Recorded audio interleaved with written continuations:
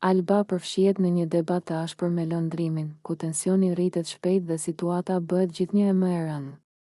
Ajo i drejtohet atij me nervozizëm të dukshëm dhe i thotë se, sipas saj, ai nuk sillet si burr, por vazhdon të merret me lojra fëmijësh që nuk i shkojnë përshtat situatës dhe moshës së tij. Alba thekson se sjelljet e lëndrimit janë të papjekura dhe se ai shpesh bën veprime që nuk kanë asnjë kuptim, vetëm për të provokuar ose për të tërhequr vëmendje. Debati ashpërsohet edhe më shumë kur Alba përmend faktin se lëndrimi i ka prishur arushin e saj, gjë që për të ka qenë e papranueshme. Ajo shprehet se ky veprim e ka acaruar shumë, sepse për të arushi ka një domethënie të veçantë dhe nuk është thjesht një lodër.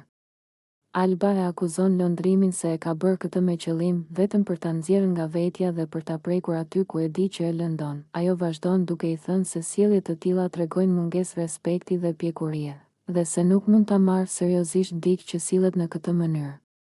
Alba e bën të qartë se nuk është e gatshme të tolerojë më veprime të tilla dhe se është lodhur nga këto lojra që, sipas saj, nuk çojnë askund.